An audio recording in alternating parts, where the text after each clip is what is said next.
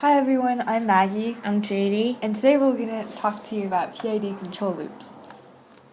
So first we'll start off by describing the need for PID loops, or a proportional, integral, and derivative control loop, and then we'll tell you what they are. Then we'll walk through some of the math behind PID loops, and finally end with a real-life application of them. So why would we need a PID loop? Say you want a robot to drive 5 feet. If you make it drive what you think should be 5 feet, you could end up driving less than 5 feet because of different physical factors such as static friction, friction between the wheels and the carpet, and more. Thus, we need a PID loop to drive this robot in an accurate, repeatable, and safe manner. So what is a PID? PID stands for the mathematical terms proportional, integral, and derivative. We'll talk more about the mathematical aspect of PID later in this presentation. We could say PID controller is pretty important as it is the most common form of feedback. It became the standard tool when process control emerged in the 1940s. In process control today, more than 95% of control loops are of PID type. Most loops are actually PI control with only the PI terms and no D term. This graph here is a simple diagram of a process under PID control. The set point is the value that we want the process to be. For example, the temperature control system in our house may have a set point of 22 degrees Celsius. This means that we want the heating and cooling process in our house to achieve a steady temperature of as close to 22 degrees Celsius as possible. The PID controller looks at the set point and compares it with the actual value of the process variable. Back in our house, the box of electronics that is the PID controller in our heating and cooling system looks at the value of the temperature sensor in the room and sees how close it is to 22 degrees Celsius. If the set point and the process value are the same, then the controller is a very happy little box. It doesn't have to do anything, it will set its output to 0. However, if there is a disparity between the set point and the process variable, we have an error and the corrective action is needed.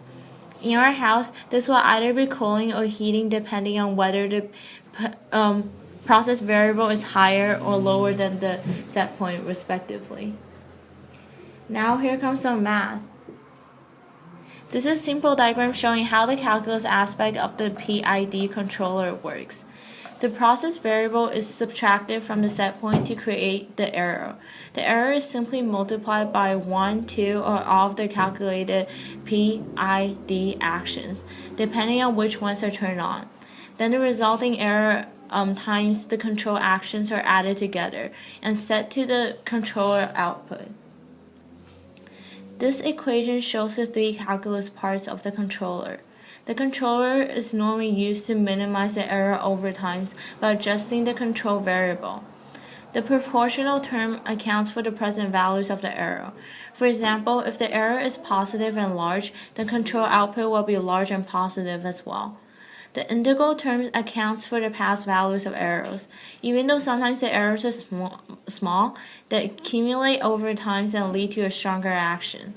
The derivative terms accounts for future possible values of errors based on the system's current rate of change. The proportional term produces an output value that is proportional to the current error value. From the graph, we could tell that a high Kp value gives out a large change in the output, while a low Kp value makes the system less responsive to the controller. The integral term is normally used in addition to the proportional term because it eliminates the steady state offset and accelerates the movement of the process towards the set point. The integral term is basically the sum of the instantaneous error over time and multiplied by the integral gain Ki. That's why even though the error is little, its accumulation may lead to a big change on the system. However, the integral action might make the output overshoot that set point.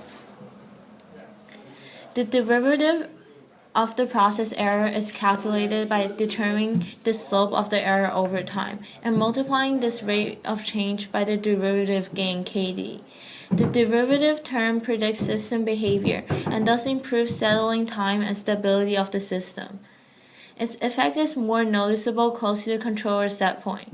However, it is seldom used in practice because it might get confused by the noise in the system. Here's a comparison of the practicability of three different types of controllers. PI and PID controllers are more commonly used than PI control. P is less commonly used because when an error reaches 0, the output of a P controller will also be close to 0. That's why we need PI and PID controllers more in daily lives to account for the accumulation of the errors over time and prediction of future values.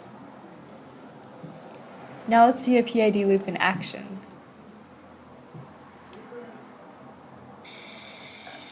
Here you can see a lever arm held in place by a motor. You can see the blue line representing the set point or the desired angle of the lever arm.